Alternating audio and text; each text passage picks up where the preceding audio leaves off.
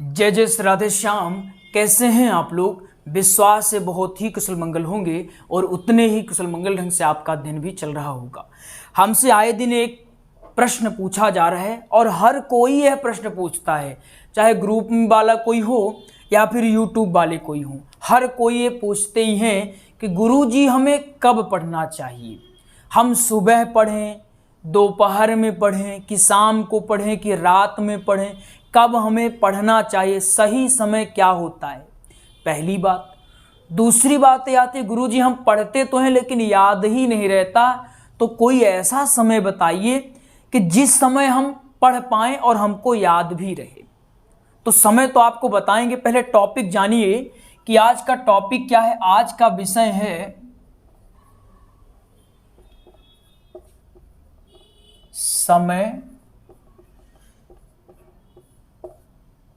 समय सारणी। क्या है आज का समय? आज का विषय है समय सारणी। अब देखिए समय सारणी का महत्व क्या है और गलत समय में गलत चीजें करने का दुष्परिणाम क्या है। आपने मोबाइल देखा है, ये छोटा सा मोबाइल होता है, इसमें कुछ एक पासवर्ड या पैटर्न डले होते हैं। ये पैटर्न को अगर हम गलत तरह से कुछ डाल दें ऐसे ही, तो यह रॉन्ग बता करके हट जाता है, खुलता नहीं है। तो जब ये छोटा सा मोबाइल गलत पासवर्ड के डालने से नहीं खुलता है, तो आप लोग ये कैसे मान लिए कि गलत दिशा में प्रयास करने से या गलत समय में प्रयास करने से सफलता कैसे मिल सकती है। अगर कोई व्यक्ति है वो गलत समय में गलत चीजें कर रहा है, जबकि चीजें जब हैं उस समय कर रहे हैं, तो उनका जो फल है अधिक मिल जाता है। और अगर गलत समय में गलत चीजें की जाती हैं तो फिर सारा का सारा काम अस्त व्यस्त हो जाता है। तो हमें एक ऐसा टाइम टेबल बनाना चाहिए कि जो कि सुटेबल भी हो और आगे चल के हमें कोई समस्या भी ना दे। और हम ये भी नहीं कह रहे हैं कि सुबह पढ़िए अच्छा होता है या दोपहर पढ़िए अच्छा होता है या शाम को पढ़िए अच्छा होता है। सबका अपना अपना माइंड सेट होता है, सबका अपना अपना क्षमताएं होती हैं। किसी को रात में पढ़ना अच्छा लगता है, किसी को दिन में पढ़ना अच्छा लगता है, किसी को सुबह जग के पढ़ना अच्छा लगता है, प्रातः काल ब्रह्म मुहूर्त में पढ़ना अच्छा लगता है, तो किसी को पूरी रात पढ़ना अच्छा लगता है। जैसे हम स्कूल कॉलेज में थे तो कॉलेज टाइम में हम पूरी रात पढ़ा करते थे, रात में हमको पढ़ना अच्छा लगता था। फिर हमने धीरे से उसको बदलाव उसमें किया। तो सबका अलग अलग होता, हमारा शरीर अलग अलग उसमें ढला हुआ है, तो कोई ये फिक्स नहीं है। लेकिन चूंकि आप लोग वक्ता बनने के मार्ग में हैं, तो हमें एक ऐसा टाइम टेबल चाहिए ताकि कल को जो कथा हमारे पास आए तो हम उसके अनुकूल रहें। मान लीजिए आपकी आदत ऐसी है कि आप रात भर पढ़ने वाले हैं और आपका जो रात्रिकालीन होता है वो कब होता है, आपका विश्राम कब होता है। आप सोते हैं 4 बजे सोते हैं, तो 4 बजे अगर सोते हैं जगेंगे 12 बजे, और जब 12 बजे जगेंगे नहाते नहाते मतलब बहुत डिले हो जाता है। तो ऐसे में एक गलत प्रभाव जाएगा। आप अगर मान लीजिए कहीं कथा करने गए, वहाँ आप 12 बजे सोकर उठ रहे हैं, तो गलत संदेश जाता है, गलत छवि हमारी बनती है। तो ऐसा हमें एक ऐसा टाइम टेबल बनाना चाहिए जो लंबे समय तक फॉलो कर सकें और कोई दिक्कत भी ना हो और वो हमारे लिए फायदेमंद भी हो। आइए हम इसको समझने का प्रयास करते हैं। इसको हम 3 स्लॉट में बनाएंगे। पहला है सुबह का, दूसरा है दोपहर का और तीसरा है रात्रि का। ठीक है ना, ये 3 स्लॉट हैं। इसमें हम आप लोगों को समय सारणी बताए दे रहे हैं। देखिए सुबह का अगर है, सुबह बहुत अच्छा होता है। अगर सुबह आप लोग जितने सुबह जग चाहें उतना ही बेहतर होता है। इसका अर्थ ये भी नहीं कि जो सुबह नहीं जगते उनको सफलता नहीं मिलेगी। बहुत ऐसे लोग हैं जो देर से सोते हैं और देर से जगते हैं, फिर भी अपने फील्ड में बहुत सक्सेस हैं। लेकिन हमें अपने फील्ड को देखना होगा, अपने कार्य को देखना होगा, हमारा कार्य है कैसा, उस कार्य के हिसाब से हमको समय सारणी बनाना होगा। तो जो समय सारणी हम बता रहे सबके लिए परफेक्ट हो सकती है। इसमें कुछ अपवाद हो सकता है किसी को ये समय सारणी अच्छी ना लगे, किसी को सुबह जगना अच्छा नहीं लगता है, किसी को अच्छा लगता है, किसी को दोपहर में पढ़ना अच्छा नहीं लगता, किसी को लगता है। लेकिन हमें क्या करना चाहिए वो आइए हम समझते हैं। पहला, जो सुबह का समय होता है इसमें आप लोग क्या करें, श्लोक याद करें, प्लस इसके साथ साथ आपको क्या करना होगा, प्रसंग और भजने याद करें। क्या चीजें करनी है, दो चीजें इसमें। पहला है श्लोक याद करिए और दूसरा है प्रसंग और भजने याद करिए। अब सुबह है, सुबह आपकी किसी की 4 से हो सकती है, किसी की 5 से हो सकती है और किसी की 6 हो सकती है। अगर इससे ज़्यादा आप लोग कर रहे हैं तो फिर हानिकारक होगा। आप कहें गुरुजी सुबह जगना जरूरी है क्या? देखिए जरूरी तो नहीं है, लेकिन करना पड़ेगा। अगर आप किसी और फील्ड में होते तो हम नहीं कहते कि जरूरी है या नहीं। हो सकता है आप रात भर जगते हो तो सुबह आप ना जगेंगे तो इसमें कोई गलत बात नहीं है। लेकिन आप इस जो ये वाला कथा प्रवक्ता वाला मार्ग है इसमें सुबह जगना अनिवार्य है। क्यों? अगर मान लीजिए आप वक्ता बनते हैं, कल को कहीं आपको कथा मिलती है तो सुबह जगना आपके लिए एक प्लस पॉइंट होगा। सुबह जग गए, पूजा पाठ किए, अपना याद कर लिए कि अगली कथा में क्या बोलना है, तो ये आपके लिए फायदेमंद होगा। इससे आपकी एक अच्छी हैबिट बनेगी। हमने बहुत लोगों को देखा है, हमारे साथ पढ़ते थे, उनकी आदत थी रात भर पढ़ना, अचानक उनको कथा मिली, वो जो गए जब, अब क्या करें, सुबह तो जगना ही पड़ेगा। तो 2-4 लोगों को बता दिए कि हमको सुबह जगाना, हम तो जग नहीं पाते। तो पहला तो रात को नींद नहीं आई, अब उनको सोने की आदत थी 3 बजे, अब आज सो गए हैं 10 बजे महोदय, तो 10 बजे नींद कैसे आएगी उनको? तो करवटें बदलते रहे, कभी मोबाइल देखे, कभी ये देखे, कभी वो किए, कभी टहलने लगे, नींद आए उनको 3 बजे ही। अब जब 3 बजे नींद आई, महोदय आ गए 5 बजे जगाने कि गुरुजी जगिए, चलिए स्नान करिए, पूजा करिए। अब वो 5 बजे जगे, एकदम नींद में पूरा उनको नींद लगी रही है। मंच में गए तो भी उनको नींद लग रही है। तो ये बहुत बड़ी समस्या होती है। अभी लगता है नहीं ये तो छोटी बातें हैं, लेकिन जब आप आगे ये सामना करेंगे तब पता चलेगा कि ये गंभीर बात थी। तो इसलिए सुबह जगने की आदत जितनी जल्दी हो डेवलप कर लीजिए, पहला।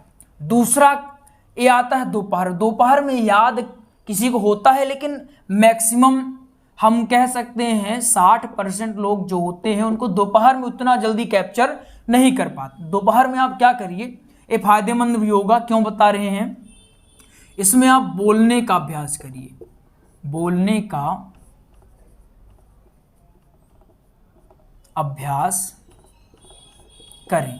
बोलने का अभ्यास क्यों? क्योंकि देखिए मैक्सिमम कथा का समय जो होता है 2 या फिर 3 से लेकर के 5 तक होता है। इसी समय में कथाएं होती हैं। और अगर आपने इस समय में बोलने का अभ्यास कर लिया, मैक्सिमम 2 से 3 घंटे अगर आपने शुरुआती में कर लिया, तो आपको बोलने में कोई भी समस्या नहीं होगी।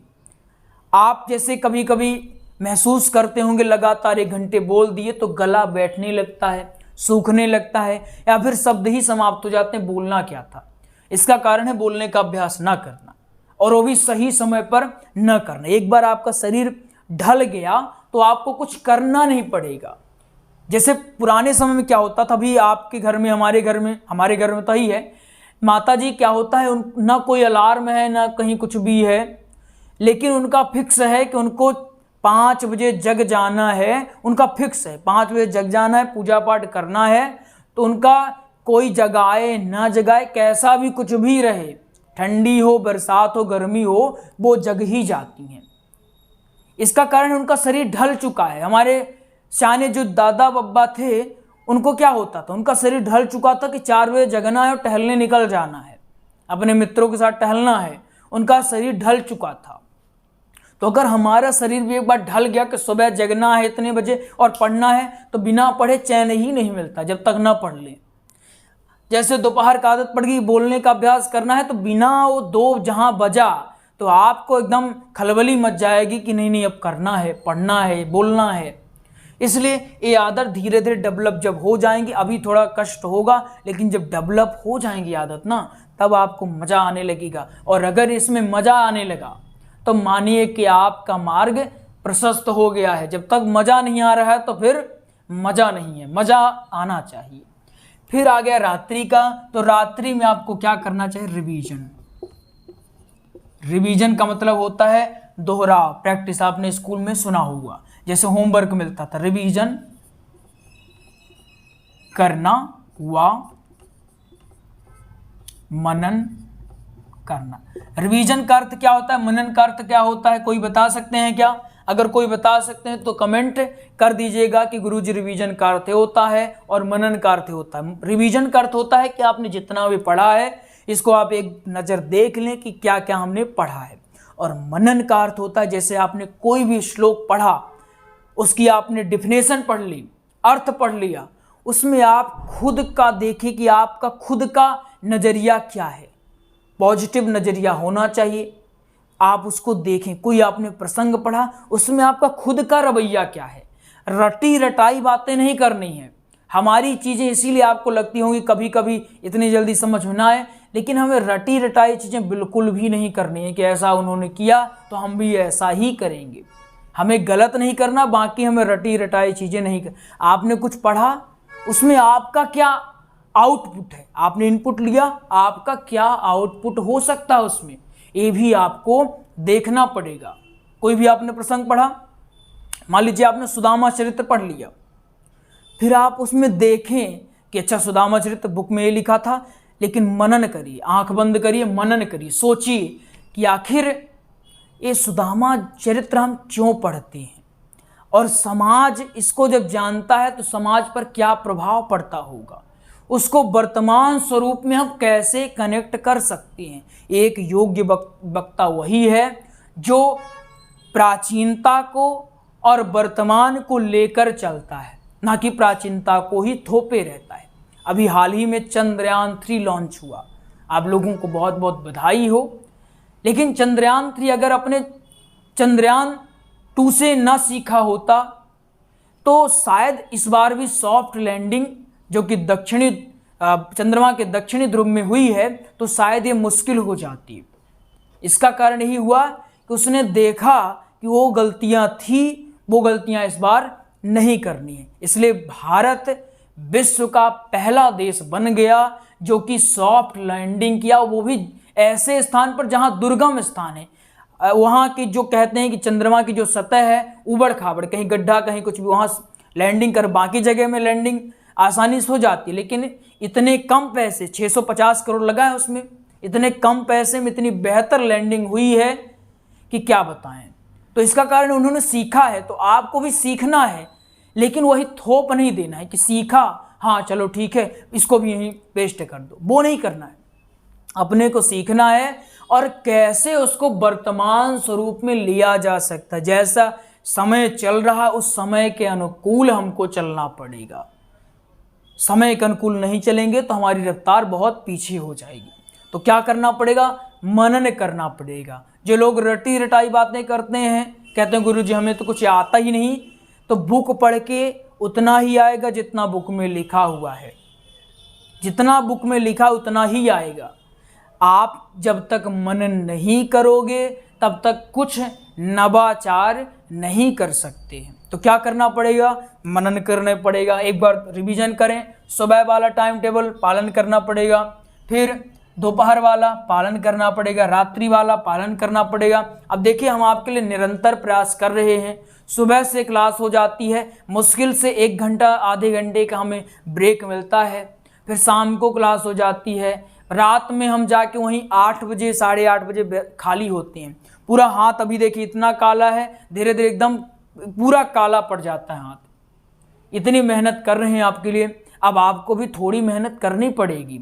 हम आपको बेहतर पढ़ा सकते हैं, लेकिन पढ़ना तो आपको ही पड़ेगा, रिवीजन आपको ही करना पड़ेगा। जो चीज़ें बताए उसको ध्यान से समझ। अगर कोई व्यक्ति मान लीजिए जितना ये बता दिए, सुबह उठकर श्लोक याद करता है, अगर आप एक दिन में एक भी, मान के चलते कोई बहुत ही बेचारा एकदम गरीब मस्तिष्क वाला व्यक्ति है कि उसको याद ही नहीं होता है, तो वो पूरे दिन को मिलाकर एक श्लोक याद किया तो 30 दिन में कितना हो जाएगा? 30 श्लोक होगा कि नहीं होगा? 30 दिन में 30 श्लोक याद होना मतलब बहुत अच्छी बात है। और अगर कोई बुद्धि का धनी है तो फिर बहुत ही अच्छी बात है। समझ गए इस बात को? अगर आप एक ही श्लोक याद कर लेते हैं, एक प्रसंग याद कर लेते हैं तो भी काम बन जाने वाला है। तो ये बातें हैं तो छोटी, लेकिन आप जब आगे बढ़ेंगे, जो नहीं किए हैं तो उनको समस्या होगी, कहेंगे अरे क्या है। जैसे अभी हमने एक वीडियो बनाया था, तो जैसे संभव तो होता है कि आरती पहले आरती हो जाती है, मंगलाचरण करते हैं, संकीर्तन करते हैं, इसके बाद प्रसंग में प्रवेश करते हैं, फिर जब अंतिम होता है तो भी आरती करते हैं। तो कुछ महोदय नहीं, महाज्ञानी कुछ लोग हैं, उनने कहा गुरुजी ये आप गलत बता दिए हैं, आपको ज्ञान नहीं है, आरती पहले कैसे हो सकती है, आरती तो हमेशा लास्ट में होती है। अरे भैया, पहले पढ़ो, पहले ज्ञान अर्जन करो, उसके बाद टीका टिप्पणी करो तो अच्छा लगता है, हमें भी लगता है अच्छा हमने यहाँ गलत किया तो उसमें सुधार करते हैं। हम भी कोई कंप्यूटर नहीं है, ना ही कोई महाज्ञानी ज्ञानी, हम तो महामूर्ख हैं। हमारे गुरुदेव ने जितना प्रसादी दिया है उसका कुछ परसेंट भी, 1% भी अगर अंश आपको दे पाए तो हम अपने आप को सौभाग्यशाली समझते हैं। बाकी हमें आता जाता कुछ भी नहीं है। लेकिन हाँ, आप अगर कुछ सुझाव दे रहे हैं तो तथ्य के साथ सुझाव दीजिए, उसमें तथ्य होना चाहिए। अब आप कह रहे हैं आरती पहले कैसे कर सकते हैं, पहले आप उसको पढ़िए तो सही कि आरती पहले कैसे कर सकते हैं, क्यों कर सकते हैं। हम इतनी बार बताए हैं कि आरती पहले क्यों करनी चाहिए, फिर भी आप कहते हैं, एक वीडियो देखकर आपने कह दिया अरे आरती आपने पहले कैसे कर दी।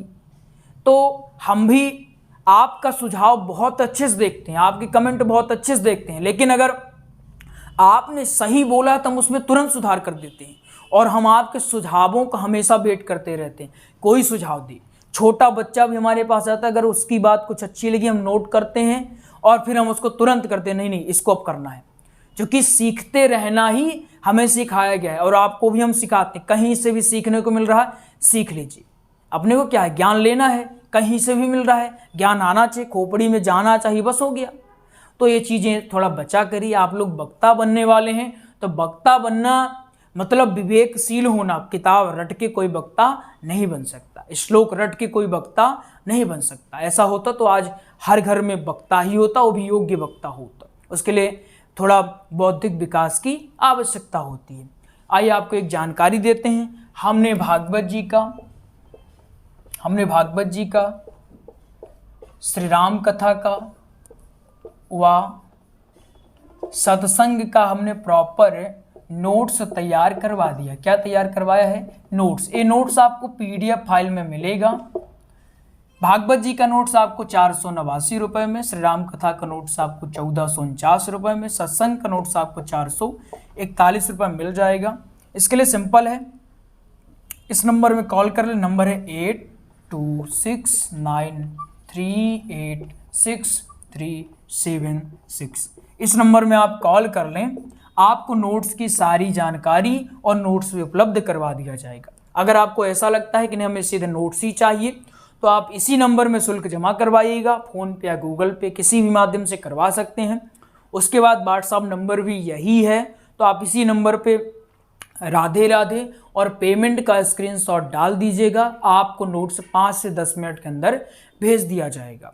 तो आइए मिलते हैं अगले प्रसंग में, तब तक के लिए जय जय श्री राधे राम। ख्याल रखिए और मस्त रहिए और बिल्कुल सुझाव दीजिए। आपके सुझावों का हम इंतजार करते रहते हैं और आपके सुझावों का बिल्कुल स्वागत है, लेकिन तथ्यों के साथ सुझाव दीजिए, क्योंकि हम कोई कंप्यूटर नहीं है, हम भी इंसान हैं। गलती बिल्कुल होती, बहुत गलती होती, दिन में कितनी गलती करते हैं। अगर कोई बुद्धिमान होते तो गलती ना करते, महामूर्ख हैं, गलती हो जाती है।